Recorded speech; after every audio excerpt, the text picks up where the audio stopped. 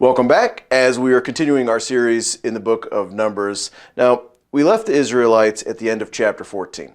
And you might remember they refused to go into the promised land. They didn't think God was going to fulfill his promise. And the story ended with God finally saying to them, enough. You'll get what you wish for. They are going to spend the next 40 years wandering in the wilderness, 1 year for each day that they had scouted out the land.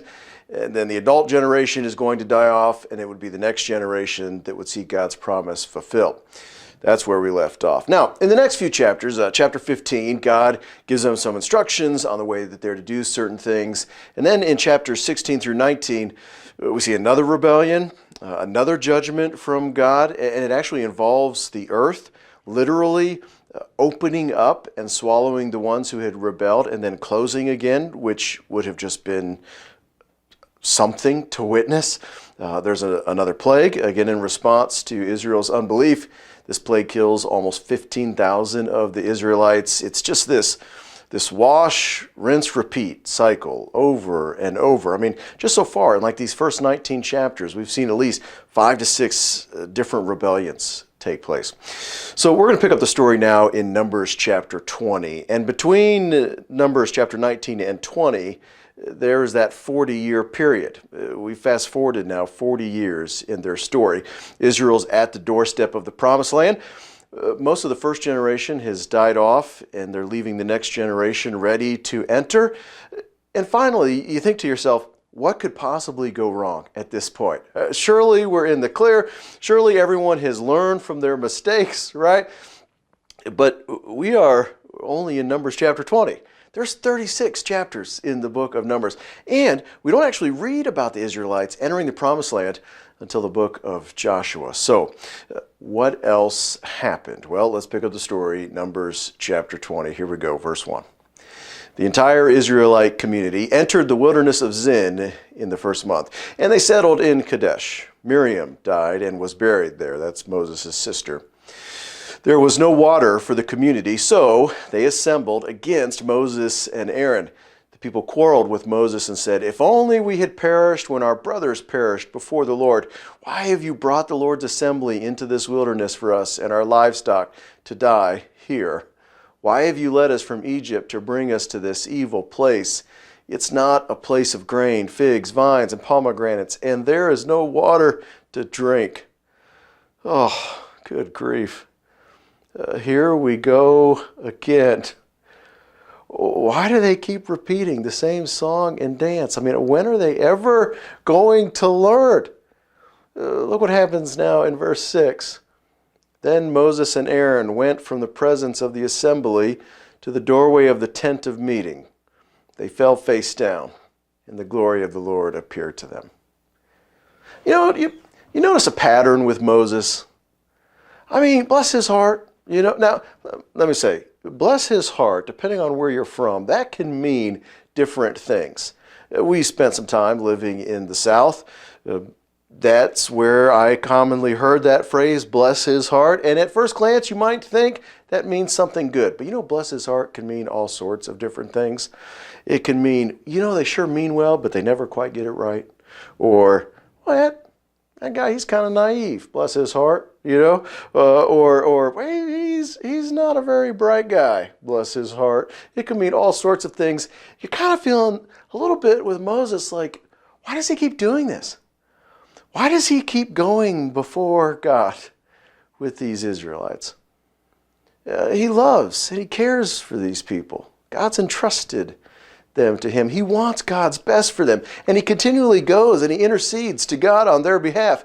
And anybody else would have probably just thrown up their hands at this point or at any point before this and said, you know what, I just quit. I can't take it anymore. I can't do this anymore. You people are on your own. But not Moses. He's the guy that says, you know what, I'll go tell him. I'll go deliver the bad news. I'll go plead and ask for mercy. And at least 6 times in the book of Numbers, maybe more. As well as several times in the book of Exodus, Moses intercedes on behalf of the Israelites. That is, he goes to God on their behalf. He kind of stands in the middle.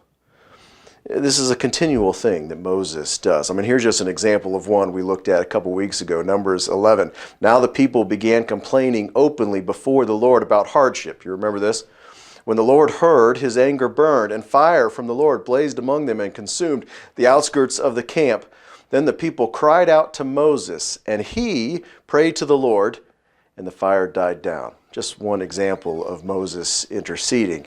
And so once again, here in Numbers chapter 20, Moses he's going to come to the rescue, so to speak. The thing is, this lack of water, this situation that they find themselves in, this has happened before. Back in Exodus 17, this same situation happens. It's at the very beginning of their journey. They just have come out of Egypt. The Israelites are traveling, and they're thirsty. Look at what happens in Exodus 17.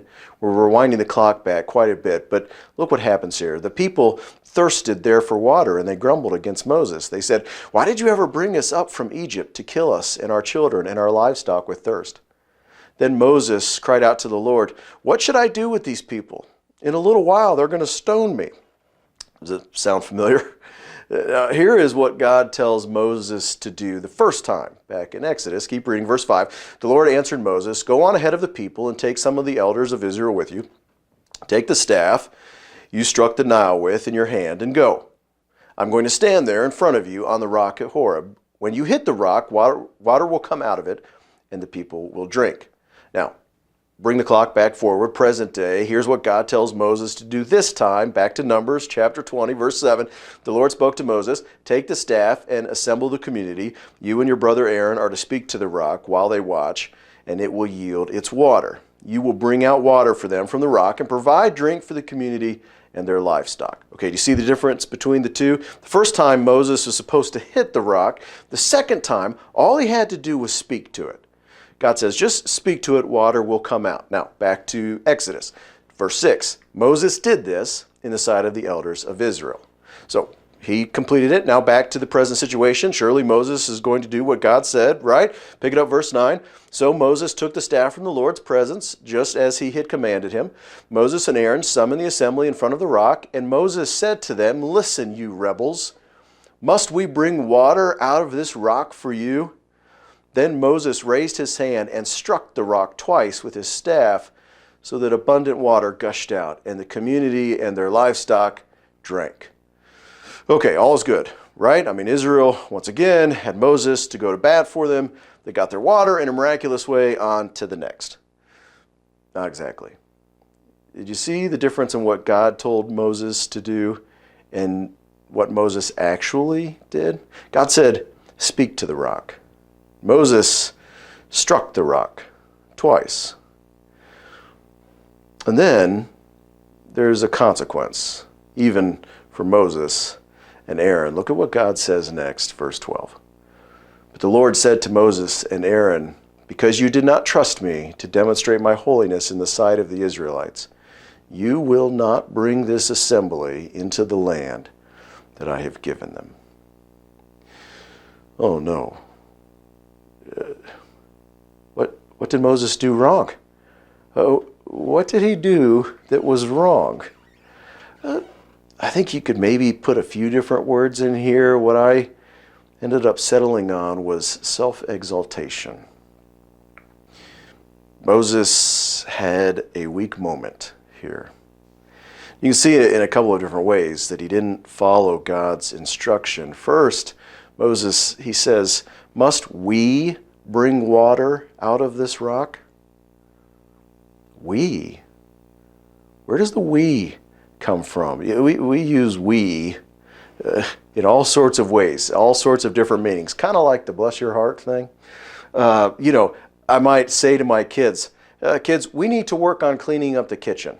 Now, sometimes I might mean we need to work on cleaning up the kitchen. Other times it might mean you guys need to work on cleaning up this kitchen. One of my phrases that I'll say to Pastor Andy, although I don't think he appreciates it a whole lot, he might say something to me like, we need to, and then he'll fill in the blank. And in my mind, I'm like, why is he saying we? That sounds like a him thing. So I'll respond to him. It's a phrase, I think I actually picked it up from my dad. Pastor Andy will say, we need to something, and I'll say, we, is there a frog in your pocket? Like, what do you mean, we? Moses has the audacity, I guess, to stand in front of the people and say, must we bring water out of this rock? Now, this wasn't a Moses thing. This is a God thing. And second, instead of simply speaking to the rock as instructed, he feels his action is required. He strikes it twice with his staff, with his rod, as if his effort is necessary here.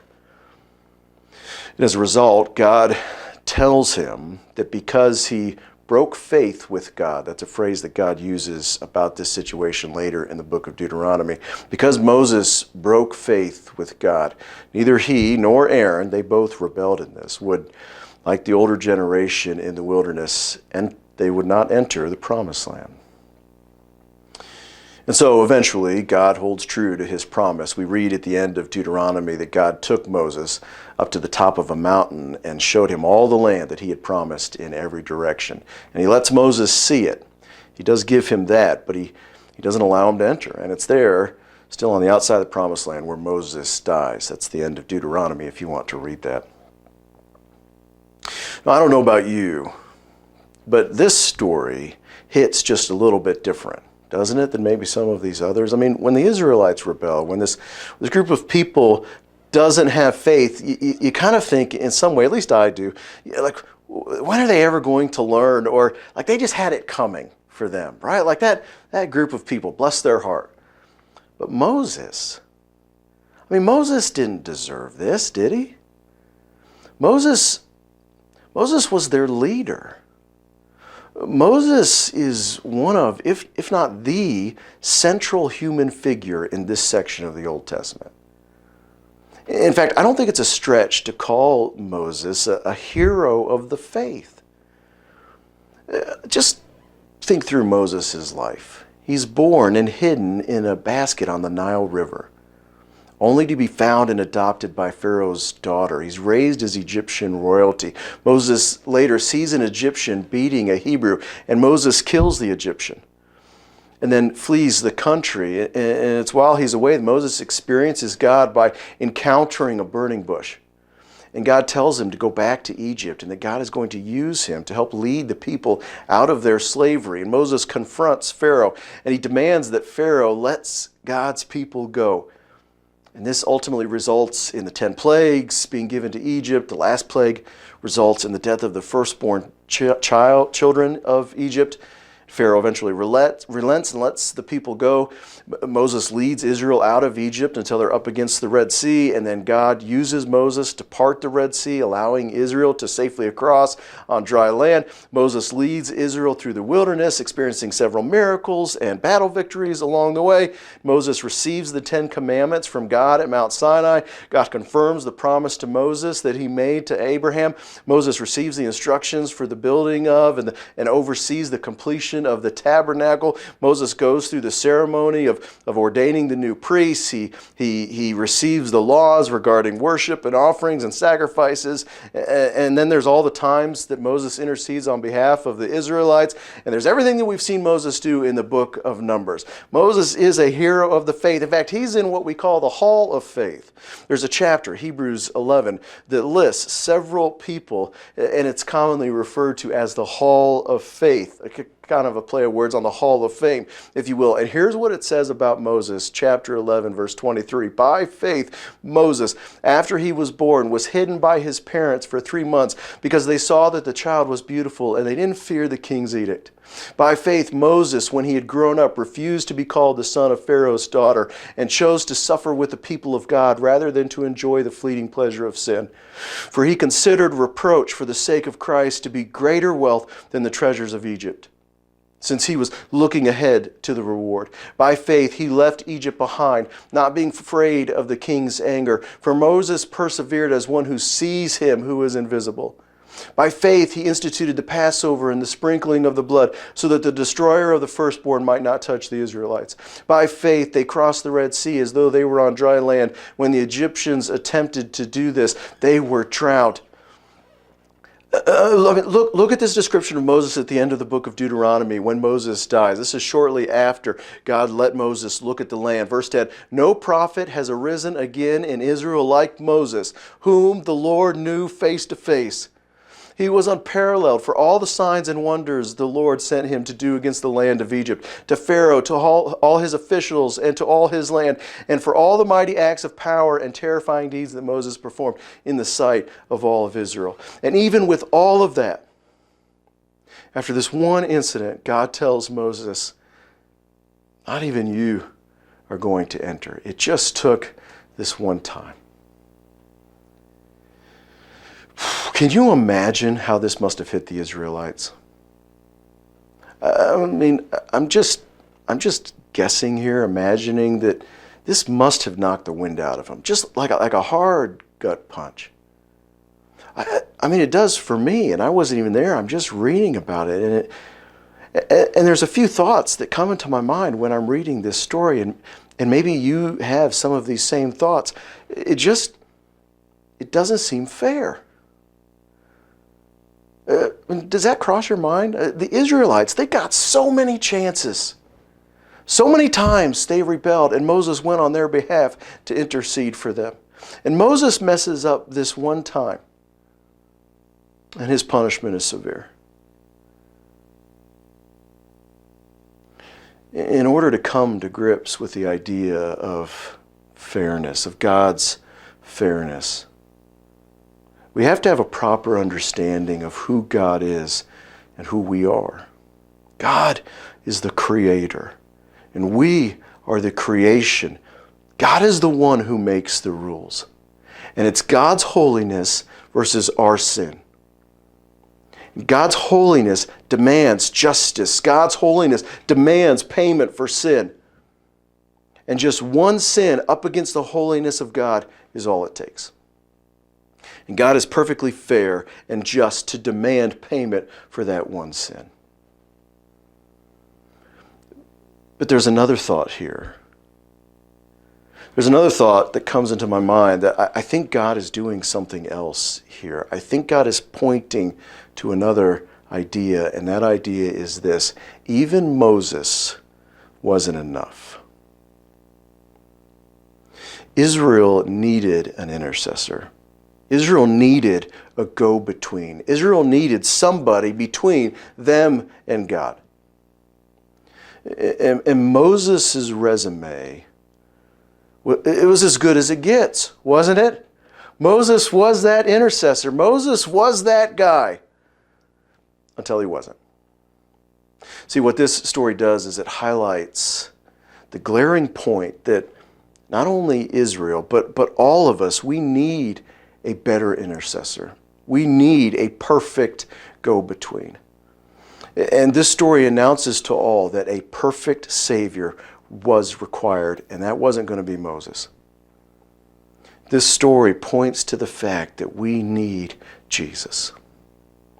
Things aren't going to work the way that they are. Mankind is always, at some point, going to fall short. No one could ever meet God's standard. Not you, not me, not Moses. And only one, Jesus Christ.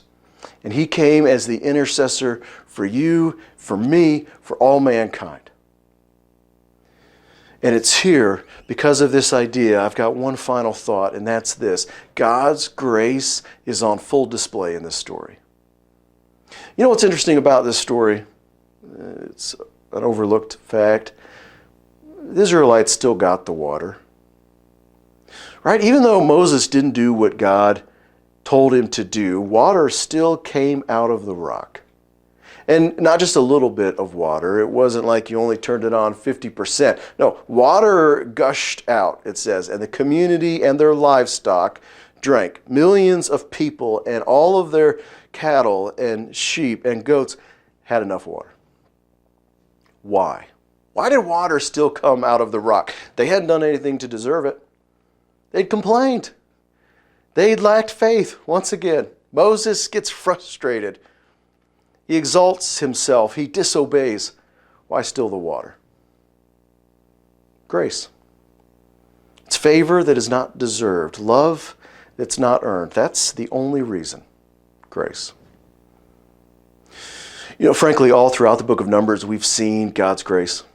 He's still with them. He's still holding true to his promises. He hasn't forgotten about them. He hasn't abandoned them, even though he's had plenty of reason to do so. And the same thing is true of you and me. God's grace, it is on full display. How do we know? Because Jesus Christ came to this earth as that perfect intercessor to die on the cross to pay the penalty for our sins. Look at what Hebrews chapter 4 says. This is right at the end of that passage in Hebrews we looked at last week. Therefore, since we have a great high priest who has passed through the heavens, Jesus the Son of God, let us hold fast to our confession. For we do not have a high priest who is unable to sympathize with our weaknesses, but one who has been tempted in every way as we are, yet without sin. Therefore, let us approach the throne of grace with boldness, so that we may receive mercy and find grace to help us in time of need. When we go before God, we don't, nor can we, walk in on our own or carried in on the back of Moses, but instead we stand on the foundation of Jesus Christ. Why? We, like the water, we did nothing to earn it. We could do nothing to earn it. We don't deserve it. And like the Israelites, we fail time and time again. So why? Grace. And one more thing to point out here. Jesus Christ, he has an active role not just in our story, but he had one in this story too. Look at what Paul says in 1 Corinthians 10, verse 3. They all ate the same spiritual food, and they all drank the same spiritual drink, for they drank from the spiritual rock that followed them, and that rock was Christ. The Apostle Paul tells us that Christ was the spiritual rock that accompanied his people through the wilderness. Remember, this rock and water story, it happened once at the beginning and it happens once here at the end. And Jesus Christ was there the whole time. He sustained them. He was the rock from which they drank. And even when they didn't deserve it, God showed grace by bringing water out of the rock that served to sustain them. And now, in our story, even when we don't deserve it, we see God's grace at work as Jesus himself became a sacrifice in order to offer us our living water. Let me end by reading something to you that I came across in my own reading. Here's what it says. In Jesus Christ, God himself took the blows that we deserved for our rebellion. He is the righteous high priest who was stripped, not because of any failure on his part, but to enable him to take our place on the cross under God's curse. From him flows the living water that we need to satisfy our thirsty souls and to transform our lives increasingly into his image. Beloved, my goal in our time together has been to just remind us that like the Israelites, like Moses, we fail. And we fail often. And we need a better intercessor. We needed a perfect go-between. We needed a spotless sacrifice. And God, through no deserved merit on our own, but solely because of his love and grace for us, has provided exactly that in his Son, Jesus Christ. And that fact is worthy of all the praise and glory that we can give. To him be glory and praise forever and ever. Amen.